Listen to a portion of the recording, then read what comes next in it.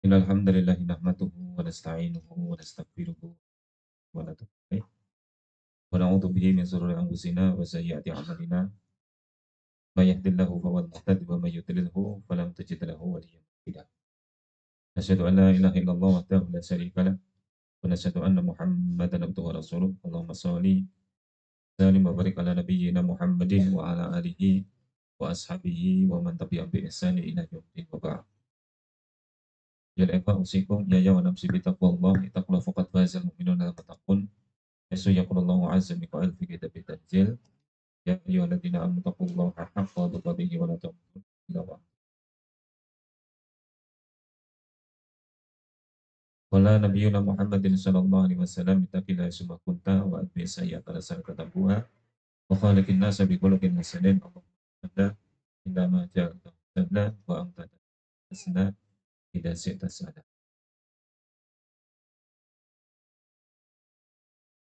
Ibadillah rahimani wa rahimakumullah.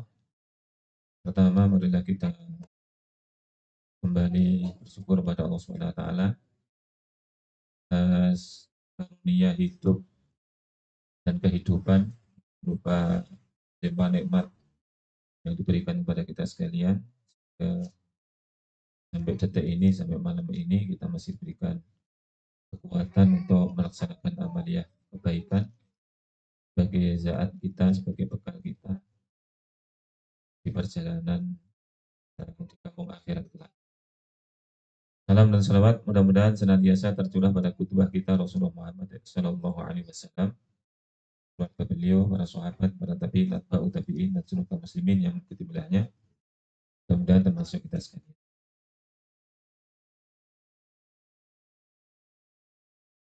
Alhamdulillah rahim naramakumullah. Saya lanjutkan kajian kita di tema fikih muamalah. Sampai kepada ya,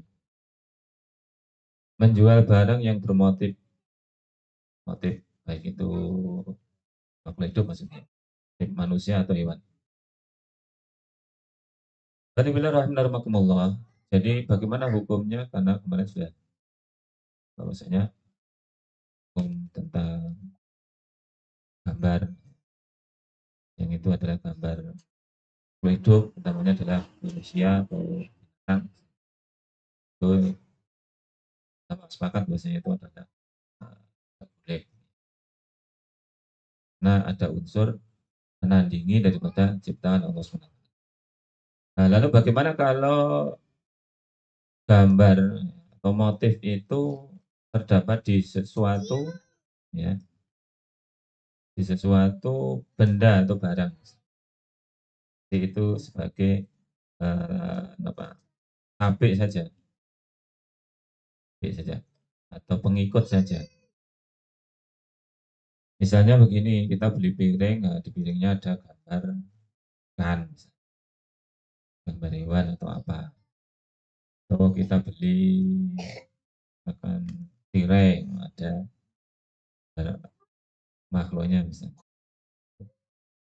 Boleh apa tidak?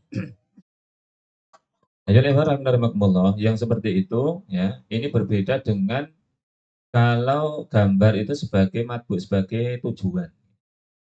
Memang jualan gambar. Yang jualan gambar itu kan gambar sebagai tujuan. Ya. Kalau misalnya jualan piring, tapi piringnya ya piring untuk dipajang, itu juga sama.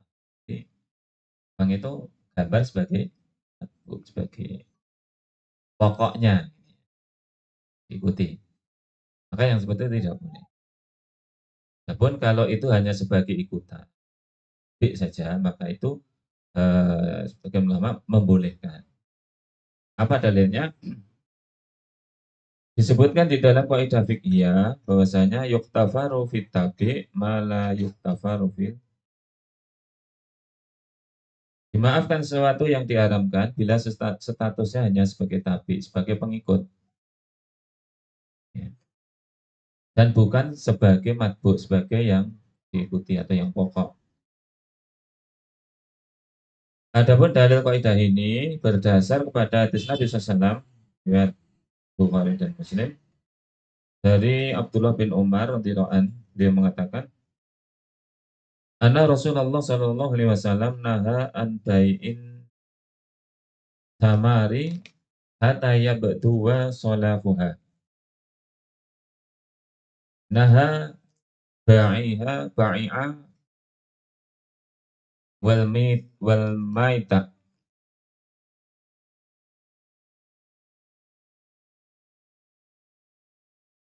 Bahwasanya Rasulullah SAW melarang menjual buah di pohon dalam sebuah kebun sebelum buah itu matang. Jadi Rasulullah SAW melarang menjual buah di pohon sebelum buah itu matang.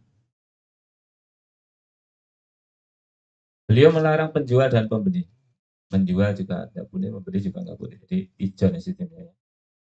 Buah belum matang dibeli, ya itu tidak boleh.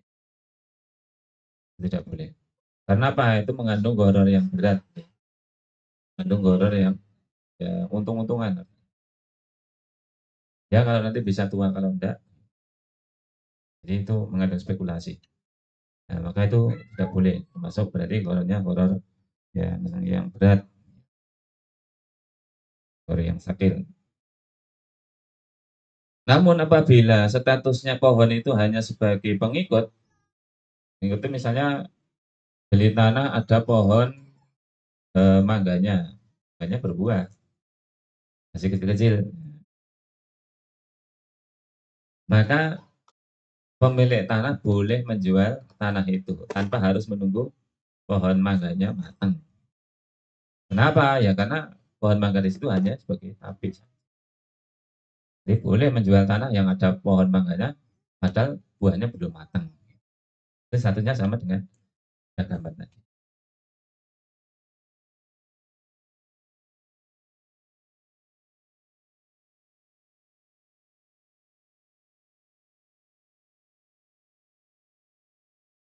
Ini sebagaimana di dalam sabda Nabi SAW.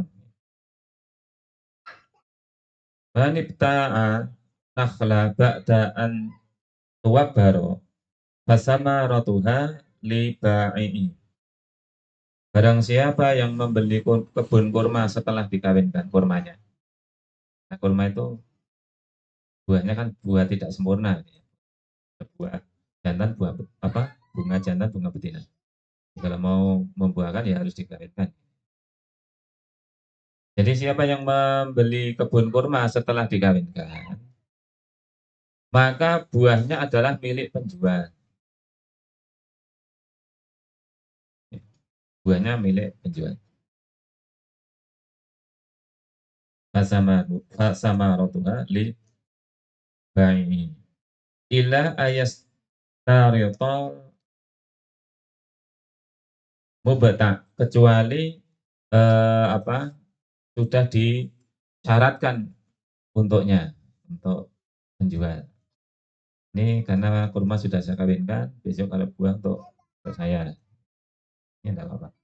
Nah, di dalam kasus ini intinya begini, Rasulullah SAW tidak mempersyaratkan kamu kalau jual kebun, ya nunggu kurmanya matang, tidak, tapi boleh dijual kebun itu padahal baru dalam kondisi berbunga, itu sudah boleh dijual. Adapun nanti buahnya kalau itu sudah dikawinkan, Nabi mengatakan itu untuk pembeli, apa penjual, untuk penjual. Adapun kalau kecuali kalau disyaratkan, iya tak tunggu tapi nanti saya beli, tapi nanti kurmanya ya untuk saya. Ya, monggo kalau disepakati. Tapi intinya Rasulullah tidak melarang menjual tanah kebun ya yang ada pohon kurma sedang berbunga itu. Jadi tidak mensyaratkan harus tunggu matang dulu. Ya,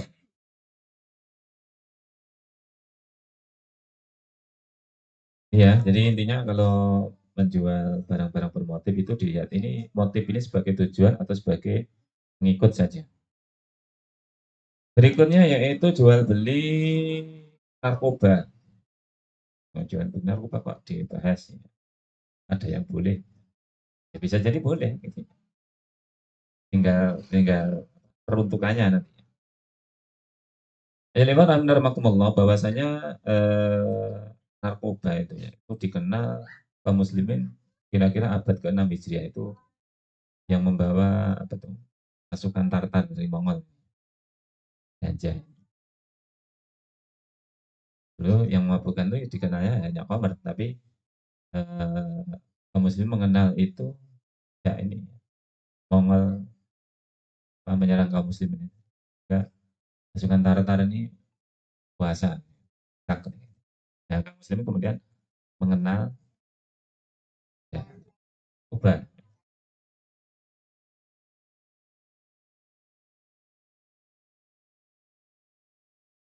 Elevaran rahmatullah, eh, statusnya ini sesuatu yang apa ya, hampir mirip dengan Homer statusnya, hampir mirip dengan Homer kasusnya.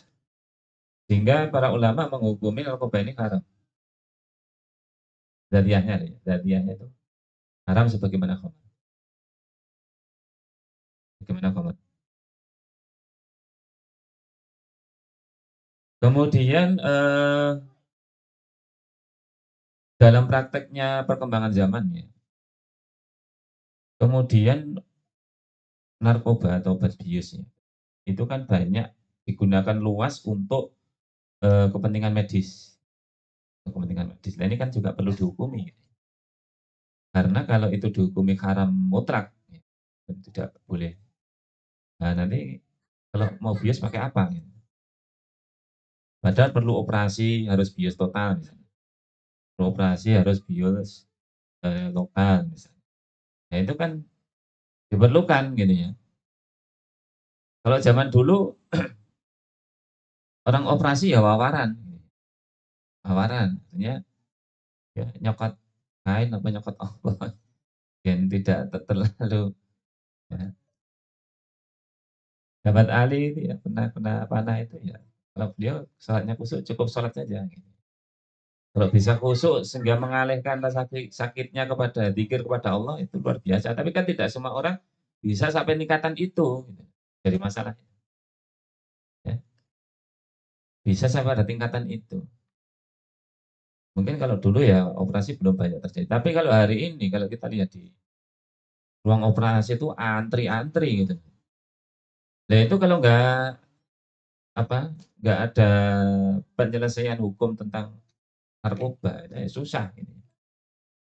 Susah dioperasi dalam keadaan melorok ini kan ya sesuatu yang harus amputasi, harus bedah jantung, harus bedah. Ya, ini kalau cesar macam-macam, ya di bios ya biaya itu. Maka perlu diberikan istimbat hukumnya.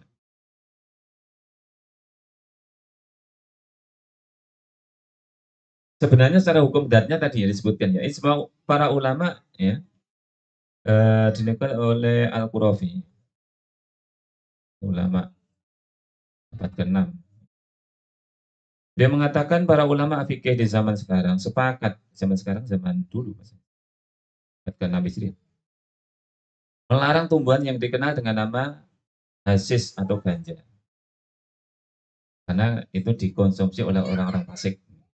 Sama agaknya kayak kayak gendeng kayak oh. Kemudian disebutkan bahwasanya akan tapi diperbolehkan menggunakan obat bius itu untuk kepentingan medis, ya. Untuk keperluan medis seperti bius lokal, bius total. Jika melakukan operasi berat maupun ringan, itu diperbolehkan. Kenapa diperbolehkan? Masuknya ke hukum darurat, ya ke hukum darurat. Jadi Jadi bolehnya itu boleh darurat. Jadi kalau kalau dikonsumsi oh itu tidak darurat ya nggak boleh maksudnya gitu. Jadi hukum darurat itu keperluannya ya untuk darurat. Jangan tidak darurat kok konsumsi jadi siap dioperasi ya itu padahal nggak operasi ya. Nah, ini kan. Nah, kemudian Ibnu Hajar Al-Haythami dia mengatakan haram hukumnya mengkonsumsi segala benda yang merusak tubuh. Masuk adalah opium ya. Dan ya. Kecuali sedikit dalam rangka keperluan pengobatan sedikit ya. Maka ada kadarnya ya. Jadi zat bius pun kan harus apa ada ahlinya kan ya, ada ahlinya dokter apa namanya anestesi apa apa kang bius itu ada sekolah itu di suntik segini nanti biusnya sampai segini. Itu ada sekolah ilmunya ya. Tidak aur-auran gitu ya, tidak aur-auran penting jagoan terus. Tidak seperti itu nanti banyak yang kebablasan malah mati di motornya. Dan kecuali tadi itu darurat. Kalau tidak darurat tidak. Nah itu hukumnya. Nah, dan apa yang diharamkan, ya sesuatu yang diharamkan itu Allah juga mengharamkan nilainya atau harganya. Itu tentang narkoba. Jadi boleh itu hanya dalam rangka darurat. Oleh karenanya tidak semua orang boleh jual beli. Tidak semua orang. Harusnya itu ada kalau di pemerintah ada badan khusus yang memang mengelola itu. Jadi tidak boleh dijual beli secara liar, ya. Secara umum ya tidak. Penjualannya harus khusus. Ya. Tidak boleh jual beli secara umum. Nah, harus khusus badan khusus atau yang ditunjuk oleh pemerintah ya, untuk mengadakan itu. Pengadaannya itu terus tidak boleh orang umum kemudian jual beli dan tidak boleh.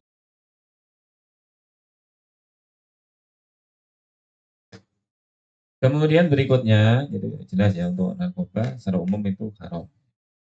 Jual belinya termasuk. Kemudian juga penggunaannya ya itu hanya untuk darurat saja. Berikutnya yaitu jual beli rokok.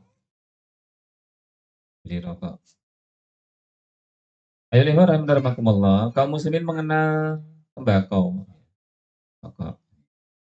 Ya kayak sensitif ini pembahasannya. Karena ya hanya kan juga kaum muslimin masih mengkonsumsi ya. Kaum muslim itu mengenal tembakau itu sekitar abad 10 Hijriah itu dari Spanyol. Spanyol yang merokok.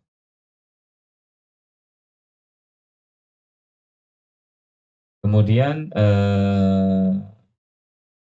ketika itu kaum muslim berbeda pendapat tentang masalah rokok ini. Yang pertama, sebagian ulama berpendapat bahwasanya hukumnya boleh. Apa dalilnya? Dalilnya ya setiap yang tidak ada larangannya adalah boleh. Walati khalaqalakum ma fil ardi jami'ah. Dalilnya surat Al-Baqarah ayat 29 itu. Dan dialah yang menciptakan bagi kamu ya, apa yang ada di bumi semuanya. Semuanya untuk kita. Permasalahannya lafat apa khalaqalakum ya, menciptakan untuk kalian ya. Itu tidak semua peruntukannya itu terus dikonsumsi itu ya. Karena kalau lafaz itu dimaknai seperti itu, khalaqalakum itu kemudian semua boleh ya, nggak perlu ada hukum halal haram, nggak perlu ada hukum halal haram. Ya, dengan konsumsi ya. Makanya khalaqalakum menciptakan untuk kalian itu ya tidak semuanya itu untuk dimakan. Nah, untuk makan sendiri sudah banyak dalil yang menjelaskan. Ya ayuhana 10 mimma bil arti halalan thayyiban. Jadi untuk konsumsi sendiri ada hukumnya. Adapun memang memang apa yang di bumi untuk kita memang betul. Semua ditundukkan untuk kita. Tundukkan untuk manusia. Tapi itu tadi tidak semua itu untuk terus dikonsumsi itu ya tidak. Kamu terus pikirannya berdipangan jadi tidak seperti itu. Termasuk dalam hari ini adalah kemudian yang Yang lain berpendapat bahwasanya merokok hukumnya makruh. Ya, adanya makruh ya. Makruh. Kenapa makruh? Ini beralasan bahwasanya karena orang setelah merokok itu baunya tidak enak. Maka kemudian dikiaskan dengan orang makan petai, makan bawang, ya, ya seperti itu. Asbab bau saja, jadi tinjauannya dari sisi bau. Rokok itu ambune, oh maka dihukumi makruh karena bau. Maka ditanggapi para ulama, ini jelas tidak kuat karena efek daripada rokok itu beda dengan bawang, beda dengan petai. Ya. Efek negatifnya maksudnya ya. Efek negatifnya tidak hanya urusan bau, tidak hanya urusan bau. Kalau bawang, petai, iya efek negatifnya mungkin urusan bau. Tapi kalau badan sehat ya. Bawang putih misalnya mengandung antibiotik, petai mengandung apa-apa. Untuk tubuh bagus. Maka kalau kias itu kemudian dilarikan kepada makanan seperti bawang, petai, dan jengkol, karena baunya itu jelas tidak pas. Karena mudarat terbesar di rokok itu sebagai di kajian-kajian kesehatan ya, itu tidak hanya urusan bau negatifnya, tapi lebih berbahayanya ke tubuh yaitu unsur nikotinnya. Akan menyebabkan berbagai macam penyakit. Ya orang sekarang bisa berkilah ya, bisa berkilah itu nggak ngerokok juga sakit paru-paru. Itu yang rokok malah panjang umur sampai 100 tahun lebih merokok aja masih hidup. Ya itu tidak bisa jadi ukuran. Prakteknya banyak yang rokok juga lemah secara fisik. Gitu. Jangan kasus yang satu kemudian diangkat untuk mengeneralisasi ya, tidak seperti itu. Tetap saya yakin tetap banyak yang sehat tidak merokok. Saya jadi cek. Tapi seperti itu karena itu ada efeknya dan tidak bisa dibantah soalnya ahli kesehatan juga mengatakan bahwasanya rokok berbahaya untuk kesehatan. Adapun orang itu nanti matinya karena rokok apa enggak ya itu sudah kehendak Allah SWT. Nah, kajian fikih itu ya, ya tidak apa, tidak kemudian menghukumi orang matinya cepat enggak ya, enggak. Tapi efeknya saja yang itu.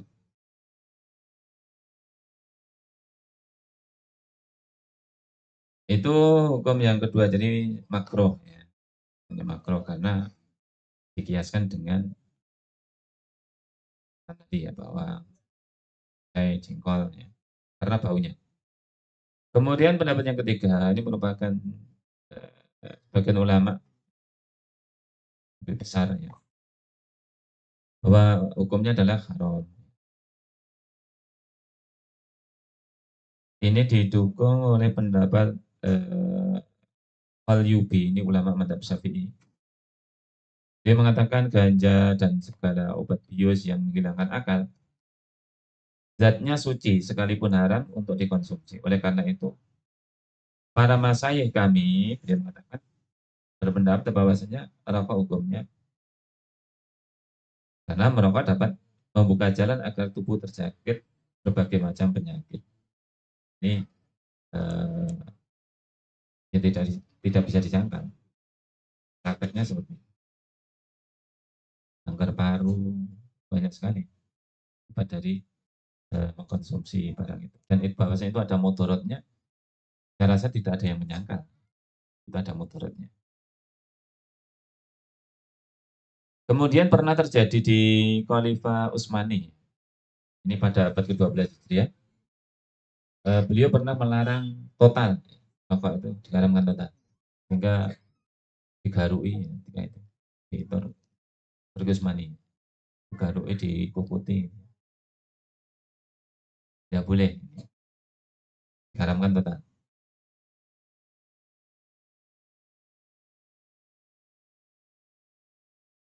Jelas itu dasarnya adalah tadi ya, kemudorotan tadi, ya, kemudorotan. Bagaimana di dalam ayat Al-Baqarah 195 Al-Baqarah.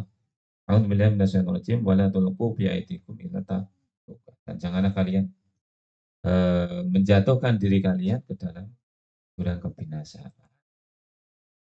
meskipun asbabun nuzulnya dalam bukan soal rokok bukan, tapi dikaitkan dengan ayat ini kan untuk uh, menjatuhkan diri lubang kebinasaan, jurang kebinasaan. Padahal kalau lihat asbabun nuzul ayat itu tidak seperti itu. Tidak seperti asbabun nuzul. Tapi para ulama mengkaitkan dengan ayat. Kemudian dari yang lain itu ada sabda Nabi SAW, la dharara wala dirara. Tidak boleh melakukan perbuatan yang membuat mudarat bagi orang lain.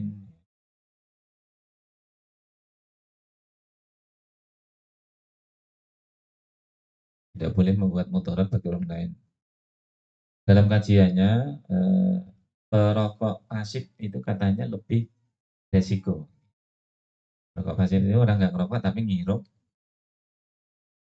oh, lebih berbahaya. Kemudian juga penelitian di zaman modern ini juga juga apa menguatkan permasalahan itu. Maka kalau di label-label oh, itu kemudian dikasih peringatan. Pun ya cek itu aja tapi diingat. Ya dicolok yang dasar becak buntutnya.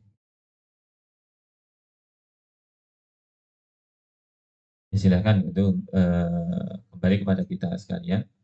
Maka kalau kita mengikuti kepada jumhur ulama, maka kebanyakan itu juga mengharamkan. Indonesia juga begitu. Majelis Tarjih Muhammadiyah mengharamkan. MUI mengharamkan. PBNU makruh kalau nggak salah. Makruh. Tapi banyak yang rokok. Ya monggo itu urusan sekalian, urusan masing-masing. Kita hanya menyampaikan secara ilmunya saja. Kemudian bagaimana hukum jual belinya? Ya tinggal mengikuti hukumnya. Anda pilih hukum yang mana? Pilih boleh, apa pilih makruh, apa pilih haram. Dan keyakinannya masing-masing. Sesuai dengan pengetahuannya. Kalau sesuai dengan nafsunya, mestinya pilih boleh. Ini sesuai dengan keyakinan dan pengetahuan.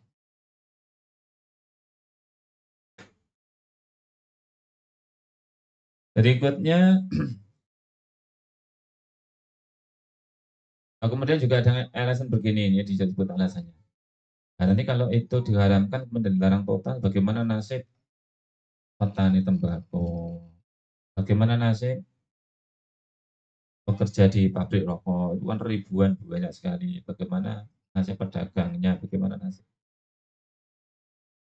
Ya, lewat sesungguhnya alasannya adalah alasan yang apa ya, berbahaya dari sisi akidah.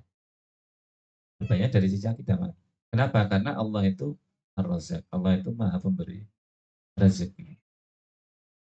Kalau Allah tidak, kalau Allah menutup rezeki dari satu sisi, Allah kan membuka dari sisi yang lain itu mesti. Itu mesti. Nah, Allah memberi rezeki. Asal orang itu masih hidup, masih dikasih rezeki. Prinsip. Kemana nanti Pak nasib apa petani tembakau? Ya jangan nanam tembakau kalau itu yakin kalau ya jangan nanam tembakau. Nanam yang lain kan pasti. Gimana nanti kalau nasibnya pekerja di pabrik rokok? Ya jangan bekerja di pabrik. Kalau dari awal sudah di apa? Sudah dicegah dulu. Ya tentu nggak akan ada pabrik rokok kalau nggak ada orang tembakau. Kalau nggak ada pabriknya ya nggak ada orang bekerja. Kalau nggak ada produksinya nggak ada orang berdagang. Kalau nggak ada yang jual ya nggak ada yang rokok. Maka tidak bisa di apa pencegahannya itu ya wah, tentunya itu minimal dari pribadinya. Jadi ada yang membolehkan, ada yang memakruhkan. Nah, untuk ikhtiar kita, untuk ikhtiar. Nah, kalau itu ada yang mengharamkan untuk ikhtiarnya, kehati-hatiannya. Jadi dalam urusan seperti itu ya lebih baik untuk berhati.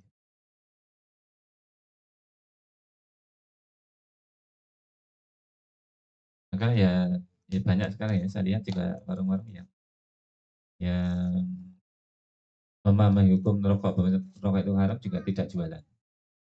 Jadi itu rokok radwe. Ya konsekuensinya seperti itu memang ya. Padahal kalau golek ini kan duwe. Konsekuensinya seperti itu kalau memang yakini hukumnya haram. Jadi kalau meyakini hukumnya boleh ya. Kemudian berikutnya adalah jual beli alat musik dan apa media rekaman. Jual beli alat musik. Elima rahimakumullah, mengingat Allah atau zikrullah itu merupakan tujuan syariat. Tujuan syariat orang disuruh sholat supaya apa? Dizikri untuk mengingat. Saum juga begitu, ya. Haji juga begitu. Zakat juga begitu. Dalam rangka mengingat kepada Allah Subhanahu wa taala. Sebutkan di dalam surah Al-Ankabut ayat 45. A'udzu billahi minasyaitonir rajim. Utslu ma uhiya ilaika minal kitabi wa aqimis shalah. Innas salata tanha 'anil fahsya'i wal munkar wa la dzikrullahi akbar. Utlu ma uhiya ilaika, dan bacalah apa yang telah diwahyukan kepadamu minal kitab, dari kitab, wa aqimis shalah, dan tegakkanlah salat, dirikanlah salat. Inna sholat tanha 'anil fahsya'i wal munkar. Sungguhnya sholat itu bisa mencegah dari fahsya dan munkar. Dan munkar.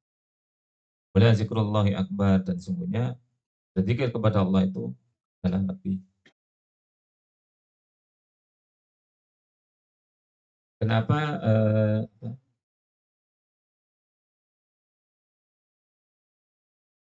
bahasanya diambil dari situ? Ya, diambil dari situ. Dan ini banyak sekali dinukil ayat-ayat tentang itu ya. Bagaimana dalam surah Toha ayat 14 juga begitu. Innani anallah la ilaha illa ana fa'budni wa aqimis shalah di dzikri. Sungguhnya aku ini adalah Allah. Tidak ada ilah kecuali aku. Fa'budni, maka sembahlah aku. Aqimus shalah, dan dirikanlah salat lidzikri, untuk mengingat.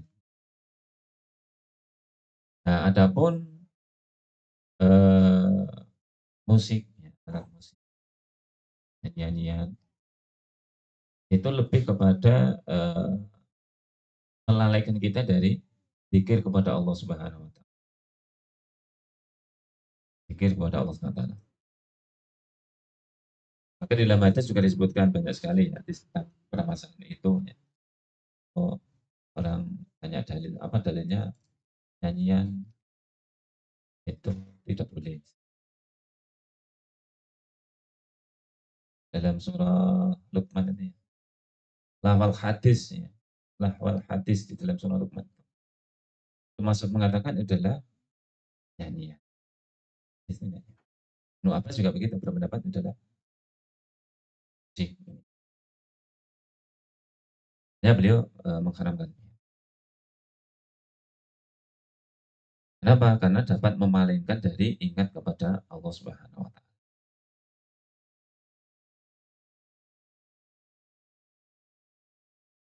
Kemudian di dalam hadis disebutkan, la yakunanna min ummati aqwamun.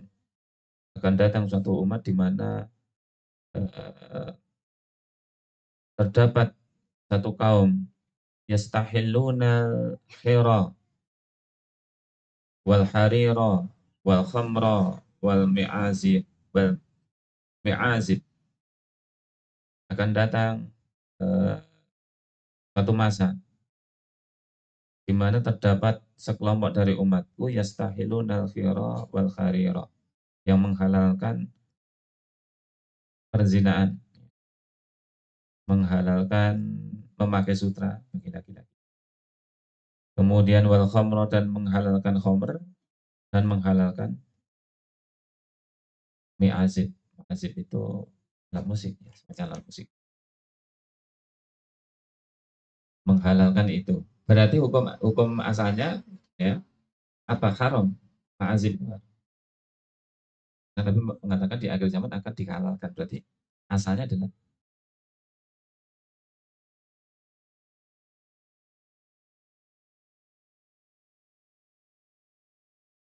Juga sabda Nabi SAW yang lain, fi hadil ummati hasfun wa maskun wa qadfun. Faqala rajulun minal muslimin, ya Rasulullah, wa mata dzaka? Qala idza taharatil qainatu wal mi'azif wa suribat al-khumur wa suribatil khumur. Akan terjadi bencana menimpa umatku. Apa bencananya? Bumi ditenggelamkan, wajah mereka diubah bentuknya, dan mereka dihujani batuan. Faqala rajulun minal muslimin, kemudian salah seorang dari kaum muslim menanyakan, ya Rasulullah, mata dzaka? Ya Rasulullah, kapan itu terjadi? Bencana yang menimpa kaum muslimin berupa bumi ditenggelamkan, wajah dirubah, kemudian dihujani batu, itu kapan terjadi? Maka Rasul mengatakan, idza dhaharatil qainatu, apabila bermunculan para qainat itu penyanyi wanita, biduan. Apabila bermunculan qainat. Ya. Karena dulu ya wanita-wanita kaum muslim itu keluar rumah saja jarang gitu, jarang. Tapi hari ini ya wanita-wanita ya, sudah manggung itu sudah ngeri ya, mengerikan keadaannya. Tidak hanya di kota-kota, di desa-desa pun sekarang sudah di hajatan di macam-macam itu sudah ya luar biasa. Biduan wanita. Nah penyanyi lanang yakin ora payu. Ya, yakin. Nyanyi kok lanang yakin ora payu, masih suaranya apa? Ya karena apa? Ya karena dandanannya. Karena pakaiannya ya karena sebenarnya ya tidak ngurus suara. Suaranya elek, watan kendel. Akhirnya seperti itu. Maka kalau sudah terjadi seperti itu kita harus khawatir. Harus kan, dengan kondisi. Karena itu apa? Tanda-tanda bahwasanya bencana akan ini juga kalau kita lihat hari-hari ini ya. Gempa itu kalau lihat kita kita lihat di BMKG, informasi BMKG jadi setiap hari, setiap hari. Ya, hanya gempa itu setiap hari nih. Ya kita mungkin nggak merasakan, tapi kalau alat kan terasa gitu, alatnya bisa mendeteksi. Di wilayah kita saja ini ya, panjang ini lempeng ini hampir setiap hari. Dan setiap hari itu gempa, perkiraan guru 2, 3, kalau kita merasakan paling di atas 4, 5, 5 searah kosong, 6, 5,5 ya mungkin plus. Di bawah 5 itu ya kadang kerosok, kadang tidak. Tapi durasinya mungkin enggak. Tapi itu terus ada itu. Ya ini kan sebenarnya peringatan yang diberikan Allah SWT. Nah, kita mengimbau, kita dakwah, kita mengajak pada diri keluarga kita, tetangga kita, saudara-saudara kita, masyarakat kita untuk memperbaiki diri ya dalam banyak hal, dekatkan diri kepada Allah SWT. Tidak-tidaknya kalau kita tidak bisa memperbaiki yang banyak, maka ya jangan ikut rusak. Sehingga ada hujah di hadapan Allah SWT. Umatnya Nabi Lut itu di itu diadab total itu kenapa? Ya karena memang tapi akhirnya melu-melu gitu, nggak ada yang lebih elek, nggak ada yang mau mencegah. Akhirnya semua malah terbawa. Kita yang uh, berusaha untuk memperbaiki diri dan berbuat baik itu ya kalau bisa mengajak kepada kebaikan semaksimal yang kita bisa. Karena kondisinya hari ini sudah mengkhawatirkan kalau ini ditinjau dari sisi syariat, di pandangan kacamata Islam sudah mengkhawatirkan kondisinya. Ya sudah sangat sangat mengkhawatirkan.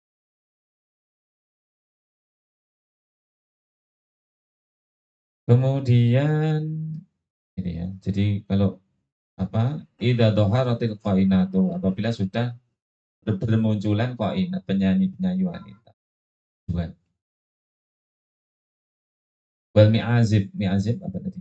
Alat musik. Musik sekarang sudah macam-macam ya kan. Lengkap sekali. Macam-macam. Yang ini kalau saya yakin ya, kalau para sahabat Rasulullah, para sahabat ya, mengetahui hari ini, tetap ini sudah parah sekali. Sudah perlu hukum sing, itu sudah parah. Saya yakin seperti itu. Kemudian wasuri batil kumur, dan mereka telah meminum khamr. Minum khamr kayak jadi hal biasa ya. Banyak anak muda itu porongan itu loh, khamr itu. Sudah tiadai wadah khamr lagi, sudah carat gitu. Itu. Ya. Jadi biasa. Ini orang sudah tidak ada rasa malu-malunya lagi gitu ya, untuk berbuat seperti itu. Tidak ada malu-malunya. Kemudian di dalam batas yang lain diriwayatkan dari Ibnu Abbas radhiyallahu an, Rasulullah bersabda, "Innallaha harrama 'alaikumul khamra wal maisira wal qubah." Sungguhnya Allah Ta'ala telah mengharamkan atas kalian al-khamra, khamr, ya, wal maisir dan judi, wal qubah dan gendang. Gendang saja, ya tadi. Gendangnya yang dalam ya, yang kanan kiri tertutup apa gimana? Itu apa hadisnya seperti itu ya. Judi ya sekarang luar biasa, judi ya online, belum judi yang sifatnya transaksi-transaksi, banyak sekali macamnya.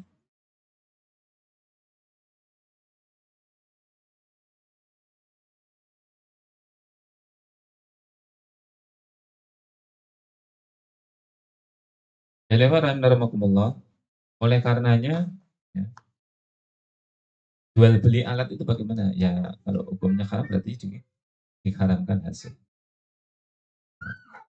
haramkan hasil.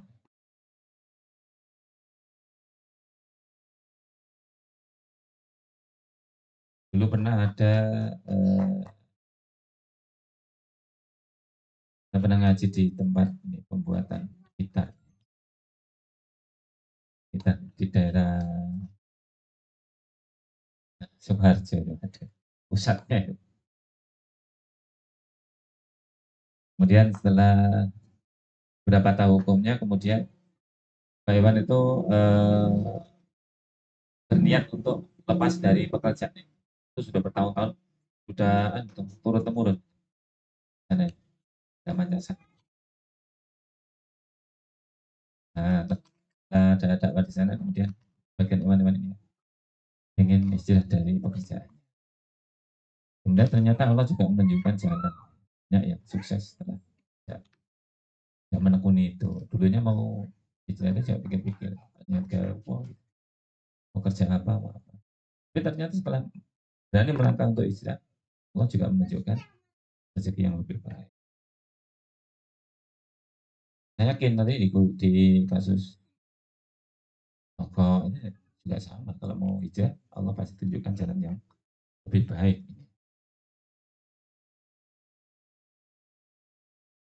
Kemudian Ibnu Hajar al-Haythami, ya, beliau masukkan hal ini ke dalam dosa besar. Musik, ya, musik. Beliau memasukkan ke dalam dosa besar.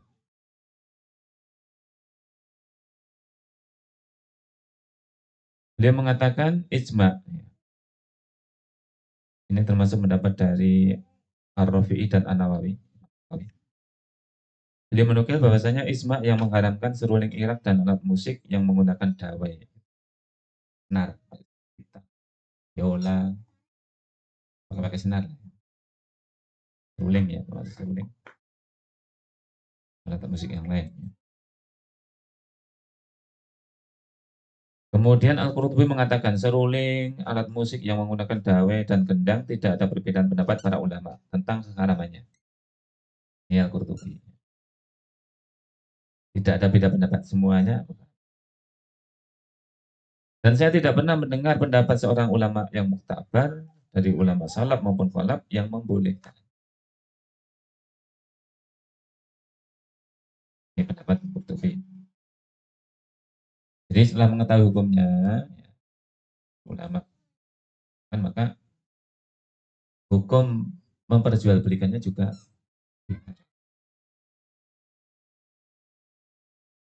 termasuk jualan apa sarananya misalnya CD, sekarang mungkin aplikasi atau apa. Jadi kan sama.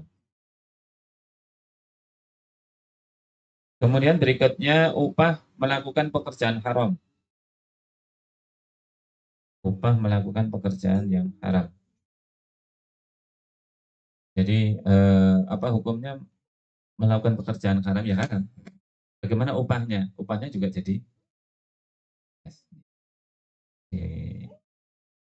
upah dari tadi ya nyanyi dan musik seperti itu. Nah, kalau kita lihat artis-artis sekarang kaya ya seperti itu.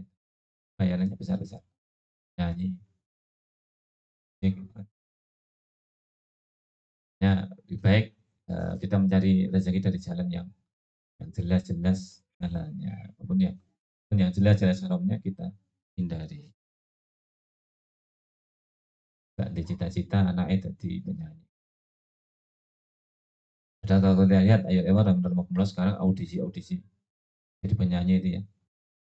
Itu yang antri sampai mengular, ya rela berpanas-panas. Itu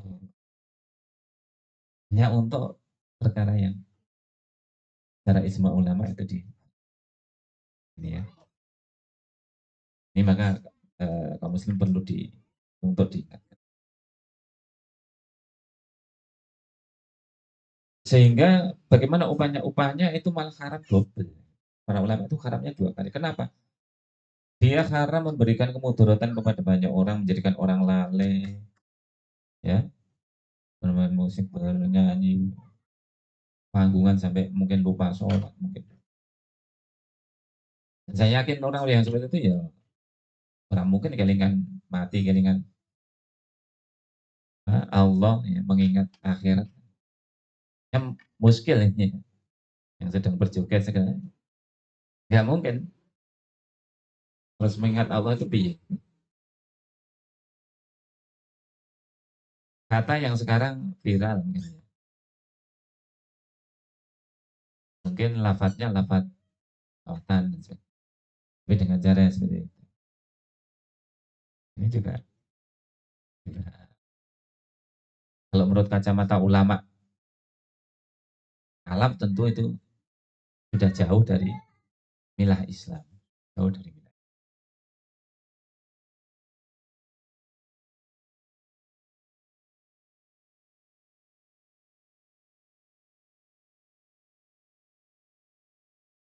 Kemudian berikutnya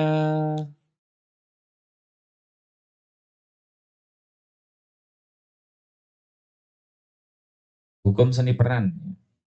Seni peran itu misalnya apa? Bintang film, bintang iklan, bintang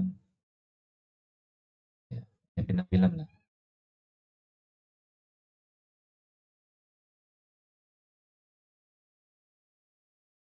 Disebutkan bahwasanya Muhammad Musa dalam tesisnya yang berjudul Ahkam At-Tamsil fi Fiqhil Islam menyimpulkan bahwa para ulama kontemporer sepakat mengharamkan akting yang mengandung kerusakan akhlak. Mengharamkan akting yang mengandung kerusakan akhlak, mempertontonkan hal-hal yang mengundang sahabat misalnya. Kerusakan akhlak, kemudian pornografi, mengikuti tata cara orang-orang kafir misalnya. Itu ulama sepakat itu diharamkan. Ya dengan orang kafir itu diharamkan. Musyrikan, ya, kafiran itu diharamkan. Kemudian juga para ulama sepakat mengharamkan peran sebagai misalnya nabi, malaikat, itu juga diharamkan. Peran acting sebagai nabi atau malaikat, kayak drama, iya diperankan orang itu tidak boleh, karena itu bagian dari penghinaan. Masa malaikat. Jadi kalau misalnya anak TPA mau peran, ya peran yang lain aja, yang secara umum saja.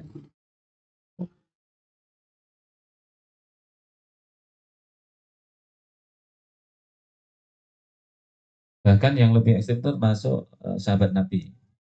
Ya, orang-orang yang secara syariat itu perlu dimuliakan, maka tidak boleh di. Kenapa? Perannya ya tidak akan pas dengan mereka. Hingga jadinya adalah menghinakan.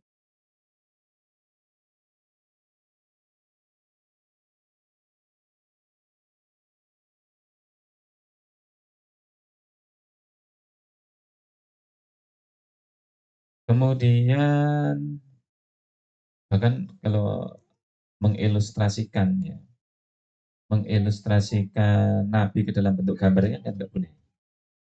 Nabi Muhammad kan nggak boleh digambar. Maka kalau di mana Prancis di mana tuh yang buat karikatur Nabi itu harus marah itu. Karena itu dilecehkan sedemikian marah. Hanya ada pemuda Islam yang langsung bertindakan tegas ya dihabisin. Ya kita bersyukur ada orang seperti itu marah. Nah, betul itu. Nah, itu bagian daripada mempertahankan kebudayaan Indonesia. Izahnya supaya kalau itu enggak digitukan ya besok-besok bikin lagi yang lebih parah. Tidak hanya dia, bahkan yang lain juga bikin. Gitu. Tapi itu kalau sekali dibikin kapok ya sudah nanti yang lain juga berpikir 10 kali, 20 kali, 100 kali untuk melakukan hal yang sama.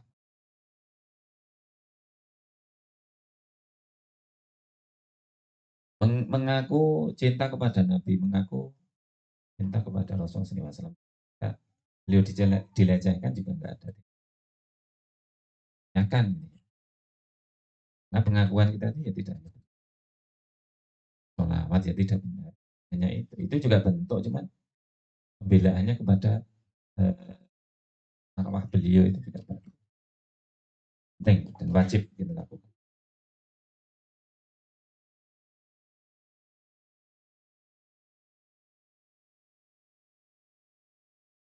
Jadi seni peran itu sebenarnya kalau itu dalam hal yang baik, karena peran itu sebenarnya bisa dijadikan wasilah untuk dakwah misalnya. Itu nggak masalah sebenarnya. Tapi itu tadi ada batasannya. Boleh memperankan malaikat, tidak boleh memperankan nabi, para sahabat.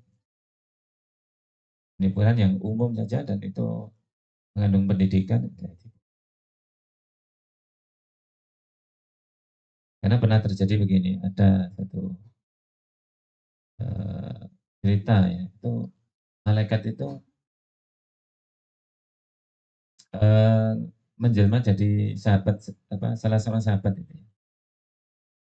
Maka ketika mereka mengatakan, oh itu si Fulan, bukan itu adalah malaikat kata Nabi. Jadi ketika itu malaikat memerankan fisik seorang sahabat.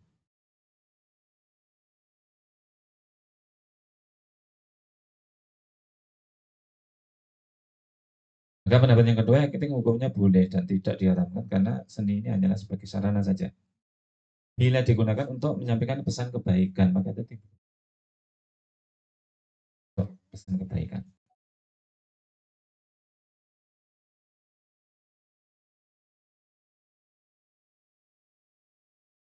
Termasuk misalnya dulu ada kasus ya, Asbabun Nuzul Surah Al-Hasr ayat 9 berapa? Al-Hasr ayat 9.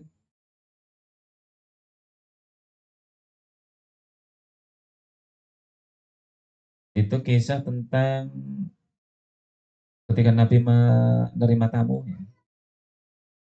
Ketika Nabi menerima tamu, sedangkan beliau tidak memiliki makanan untuk dihidangkan dan ditawarkan kepada para sahabat. Nah, ketika itu ada salah satu sahabat yang ajak disebutkan hari ini saya punya tamu dari jauh, ya tentunya lapar. Saya sudah tanyakan ke rumah nggak ada. Siapa di antara kalian yang siap untuk menjamu tamu saya. Nah, sahabat ini nggak semacam saya Rasulullah. Padahal termasuk miskin ya. Ya sebenarnya banyak sahabat yang kaya-kaya itu ya jadi orang ngacung terus kedisian. Khawatirnya nanti kalau yang lain ngacung sok-sokan PSUB ya. Akhirnya ya ditawarkan lagi karena dia sudah ngacung, yang lain ya sudah enggak mau. Akhirnya ya sudah kamu bawa. Nah, Nabi tahu ini sebenarnya juga pas-pasan loh, wong itu pas-pasan. Ini kok ngacung dhisik.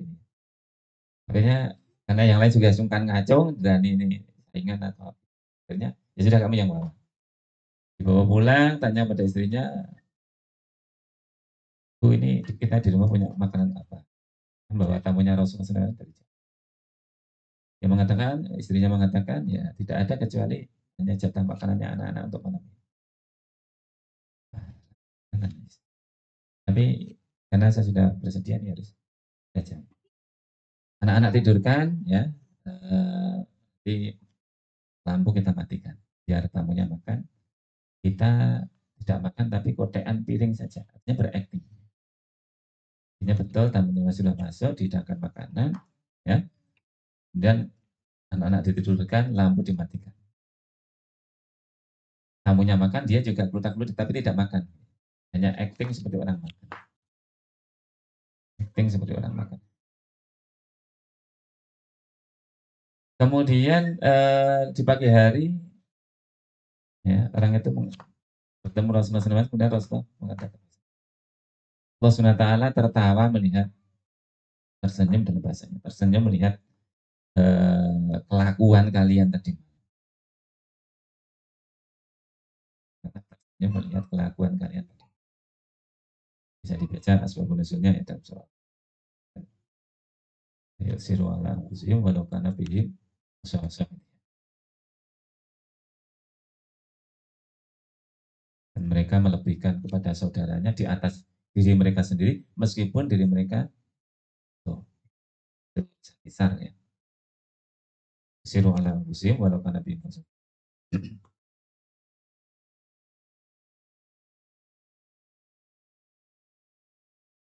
Nah, sehingga kalau acting itu diikuti dengan hal-hal yang haram, maka itu hukumnya juga yang haram. Ya.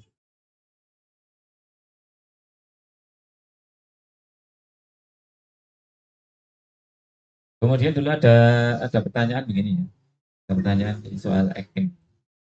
Bagaimana kalau acting nikah misalnya? Ya kan di film-film itu actingnya nikah misalnya. Jab kabul ya, jab kabul itu tenan itu ya. Nah, itu dari sah apa enggak? Padahal kan tidak main-main ya. Nikah cerita kan enggak ada main-main. Guyone dianggap tenanan. Di nikah, cerai itu enggak boleh main-main. Kenapa? Karena bercandanya dianggap dihukumi beneran. Jadi jangan macam-macam kalau urusan guyon kok cerai itu jangan. Atau nikah ya jangan. Karena kalau kemudian dijawab kabul itu kalau anunya ya sah betul ya, meskipun guyon. Asal syaratnya terpenuhi. Maka kalau di dalam film-film kemudian acting juga tidak boleh guyon. Acting terang. Itu kalau namanya sama, anunya sama, itu bisa jadi. Tapi kalau namanya nggak sah, anunya nggak sah, ya syaratnya nggak terpenuhi. Ini beda. Ya. Karena kan di dalam lafat lafat apa, ya, kabulnya kan beda kan. Ya, terima nikahnya siapa misalnya. Itu kan namanya bukan sebenarnya. Ya, ini ya, makanya tidak sah.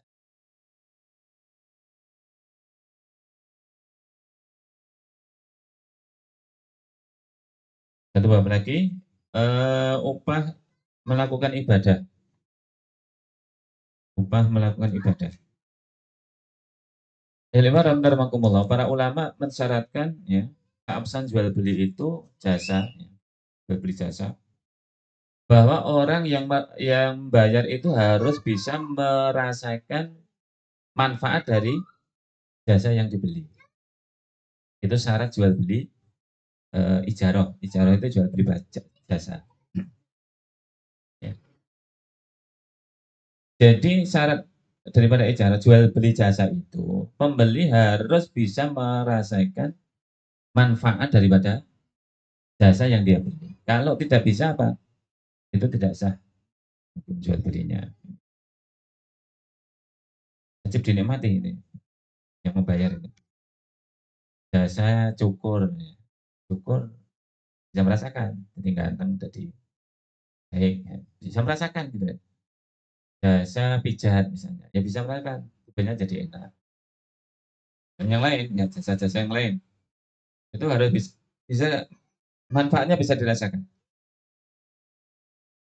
Kemudian jika jasa yang dilakukan orang yang diupah itu tidak bisa dinikmati oleh orang yang membayar, maka uang yang dibayarkan kepada orang upah itu tidak ada imbalannya. Artinya apa?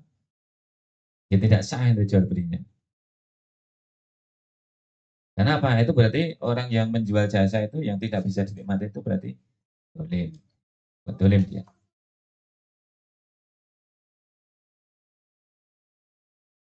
Misalnya begini, iki aku ngasar iki males sholat, tolong aku sholat no misalnya. Sholat no ngasar, ngupah uang kongkon sholat. Padahal pahala daripada sholat itu apakah bisa itu nanti diwenehke si kongkon itu? Ya, tidak bisa, gitu. Ya, tidak bisa. Yang seperti itu maka itu jual belinya tidak.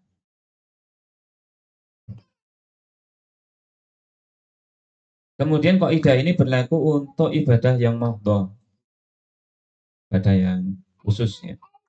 Seperti apa? Sholat, puasa, iktikaf, ya. Dan setiap ibadah fardu ain yang dilakukan oleh seorang muslim. Itu ternyata tidak bisa di tidak bisa di apa ya, jual belikan jasanya. Nah, bagaimana dengan kasus misalnya badal haji? Kan ada kan badal haji, badal roh.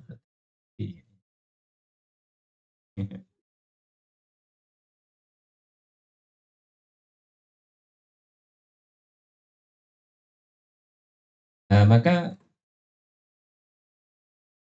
ibadah tidak dapat diupahkan agar dikerjakan orang lain.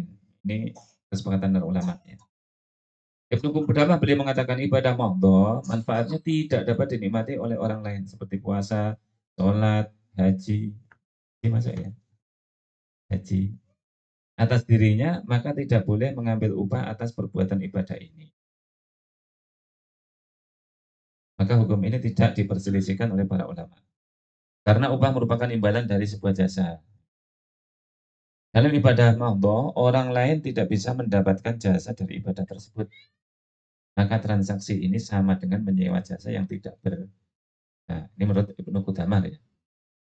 Ya. Adapun ibadah yang dapat dinikmati oleh orang lain, manfaatnya misalnya apa? Mengimami sholat. Mengimami sholat. Itu bisa dinikmati karena ya bisa sholat di belakangnya ya. Ini ganjarannya mong siji, gandeng diimami jadi belikor itu kan dapat kemanfaatannya misalnya. Kemudian mengumandangkan azan ya. Ya. Bayar uang karena azan di masjid. Boleh nggak boleh? Padahal azan kan ibadah ya. Tapi kita boleh kok membayar orang. Wah, danone masjidku terus tak bayar. Boleh nggak boleh karena dia bisa merasakan manfaat daripada adanya itu. Dan yang enek wong adan jadi ini awake dhewe nyambet gawe bisa kontrol. Oh, ada manfaatnya gitu. Kemudian apalagi ya, adan menyampaikan fatwa ngaji sebagainya. Ini ada manfaatnya. Kita jadi tahu yang sebelumnya tidak tahu. Kemudian mengajarkan Al-Quran, guru TPA dibayar oleh para oleh gitu. Itu bukan memperjualbelikan ayat, memperjualbelikan ayat tidak seperti itu. Mengajar matematika masih dibayar oleh kok. Mengajarkan ilmu umum aja dibayar. Apalagi mengajarkan Al-Quran. Kan supaya orang bisa memahami maknanya itu ini habis.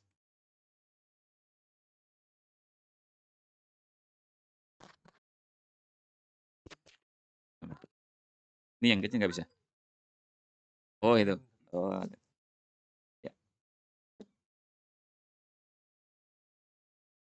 Ya tinggal sedikit mungkin nggak harus itu.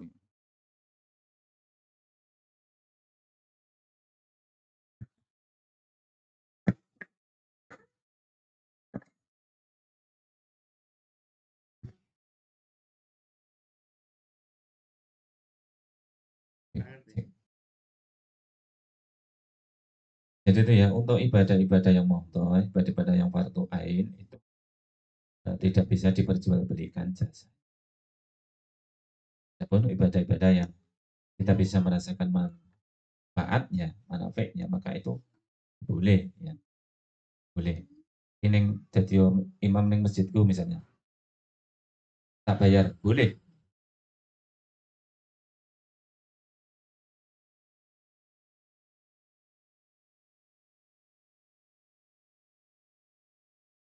Ilmu rahimahumullah, meskipun juga badal haji, badal umroh, itu juga ada perselisihan, boleh apa tidak. Tapi menurut Ibnu Qudamah ya tidak boleh. Tidak boleh ngambil upah, tidak boleh ngambil upah. Aja ke tak sholat ke. Kecuali ini ya, ada kasus kan dulu, ibunya niat haji, mengajikan boleh nggak boleh. Ibunya niat korban, saya korban boleh nggak boleh. Jadi kasusnya itu banyak sekarang yang bidu umroh atau haji itu memfasilitasi apa batal haji, batal umroh. Itu menurut bagi ulama itu tidak diperbolehkan karena itu bagian daripada ibadah yang ya mahdoh yang khusus. Pahalanya ya bagi yang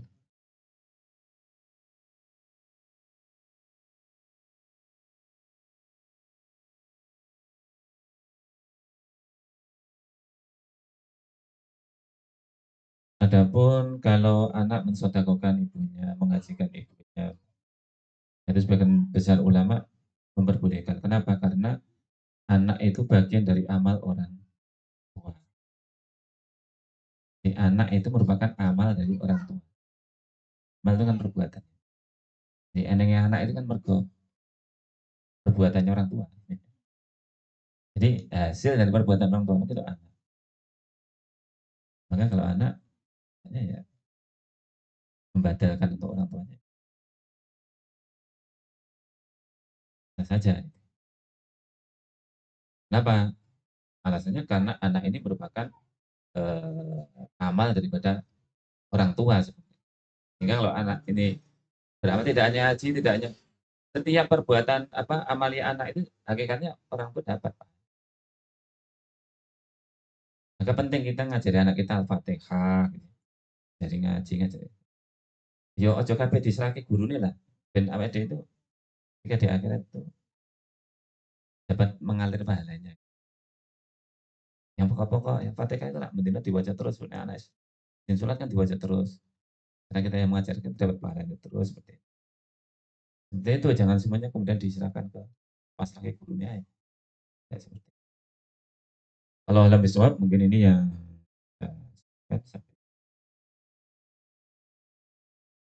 uh, imbalan melaksanakan amal ibadah. Ada yang boleh, ada yang tidak. Bagi amal-amal yang kita bisa merasakan manfaatnya, maka itu bayar imam, bayar tukang adan, bayar yang kita bisa merasakan orang lain bisa merasakan manfaatnya, maka itu pun menurut Ibnu Qudamah dan beberapa ulama yang lain ibadah-ibadah yang itu sifatnya mautoh, yang khusus, yang fardu ain, maka itu tidak jadi diperjualbelikan ya, maka ya itu. Belum saya tutup mungkin kalau ada yang silakan.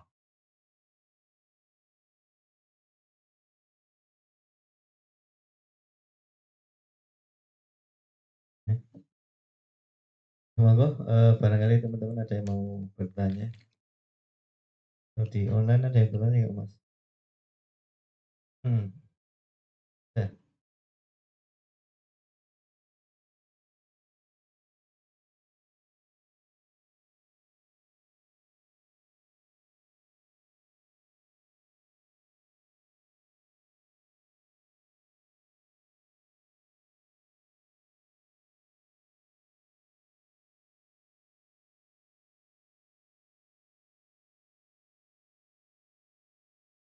ada pertanyaan dari online ini.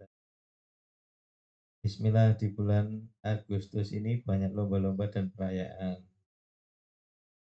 Ustadz, apa hukumnya lomba mancing yang hadiahnya diambil dari uang pendaftaran? Setiap tahun di kampung saya ada lomba mancing. Wah, mancing apa ya? Seperti itu tadi. Monggo. Barakallahu fiik. Bagaimana berkenaan dengan hadiah? Hadiah lomba. Sebenarnya di bab horor ada. Ya rahimahumullah, ini berkenaan dengan momen Agustusan ya. Dan banyak mancing, jalan sehat, sepeda santai, itu biasanya banyak door prize, banyak hadiah. Gimana hukumnya hadiah itu? Kalau itu hadiah itu dari sponsor, maka tidak masalah, boleh. Kalau dari sponsor. Tapi kalau itu peserta itu ditarik uang daftaran atau uang administrasi atau uang apapun itu, misalnya uang undian apa namanya, kupon, dan hadiahnya diambilkan dari situ, maka itu jadi judi namanya ya. Tidak boleh. Itu tidak boleh kalau kalau uang hadiah itu diambilkan dari uang peserta, itu tidak boleh. Itu jadinya judi sama ya. Urunan duit nanti ya kita diundi, ya, itu namanya mengundi nasib. Maka itu tidak boleh masuk ke ranahnya adalah maisir. Itu adalah ranahnya judi maisir, maka tidak boleh. Adapun kalau mau mengadakan yang boleh bagaimana? Ya cari aja sponsor gitu ya. Dari sponsor atau dari duit kas kampung atau dari apa ya untuk hadiah, maka itu boleh. Tapi kalau itu hadiahnya diambil dari uang peserta, maka itu jadinya nanti maisir karena ada untung-untungan judi akhirnya.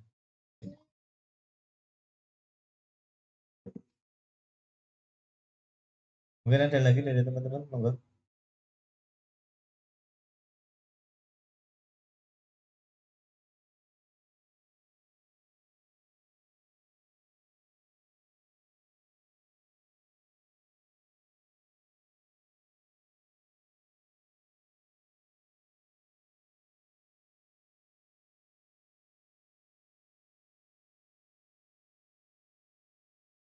Sama, gitu. Artinya kalau ya hadiah itu intinya bermanfaat dan itu baik. Karena sebenarnya kan manfaatnya bagus gitu. Cuman tadi asal itu benar caranya, ya tidak mengapa. Dan misalnya eh, juga misalnya lombanya itu juga lomba yang tidak melanggar syar'i misalnya. Karena itu nanti jadinya penghinaan. Dan jadi penghinaan. Lombanya ya lomba umum lah, artinya secara hukum tidak menyalahi syar'i juga nggak masalah. Ya. Cuman kalau lombanya juga lomba yang tidak senonoh, banyak kan sekarang lomba gendong bojone uang misalnya. Banyak itu deh, mengerikan itu ya. Hadiah Al-Quran tidak boleh. Itu penghinaan. Jadi kalau lomba-lombanya ya lomba-lomba yang umum, lomba lari, lomba apa, secara secara syar'i tidak melanggar, bisa saja. Gitu. Namun kalau itu dan tadi ya dari sponsor jangan jadi ya itu jadi kalau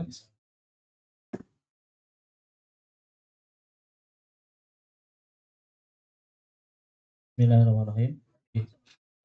Izin bertanya yang tadi kan karena Ba'dal Haji dan Ba'dal Umroh, eh, kalau saya juga pernah kan.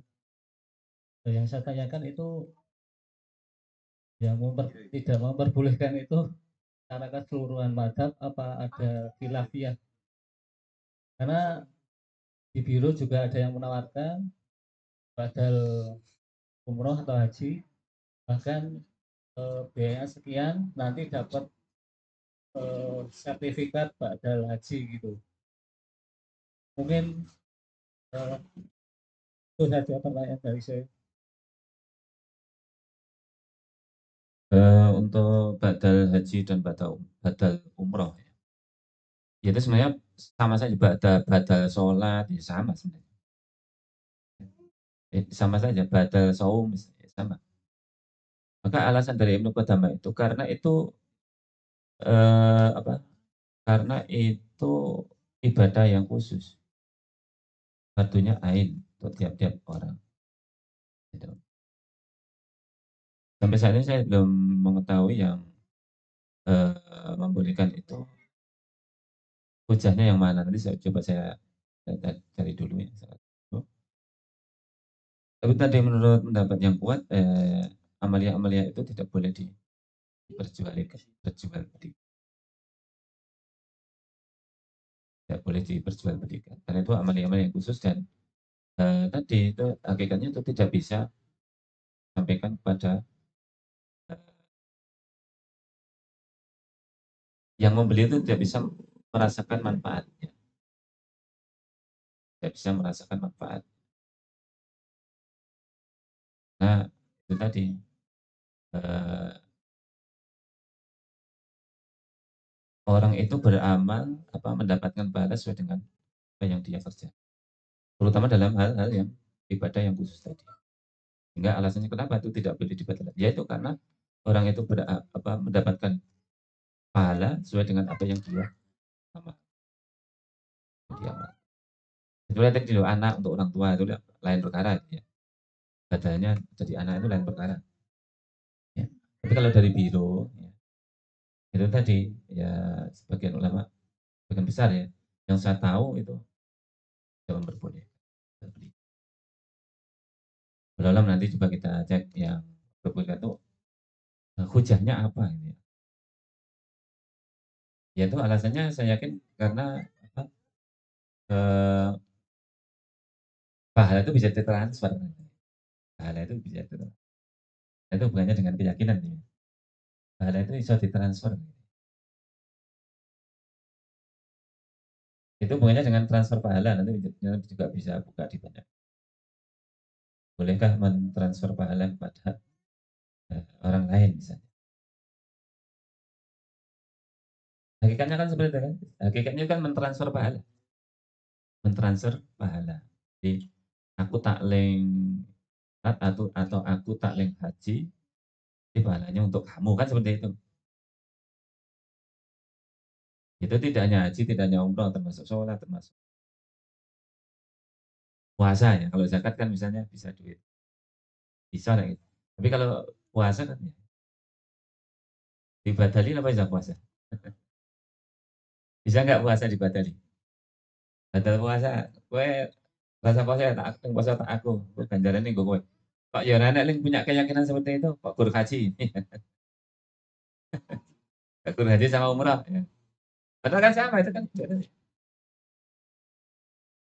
buat puasa ya, udah batali puasa, berpuasa udah, atau mungkin ya batal sholat, batal sama itu ilmu utama menyetarakan tuh sholat ya saum haji sama gitu ya kalau yakin batal haji boleh ya konsekuensinya harus yakin batal puasa boleh ya konsekuensinya kalau yakin batal haji boleh batal puasa ya harus boleh karena itu hukumnya sama kok ya sama kalau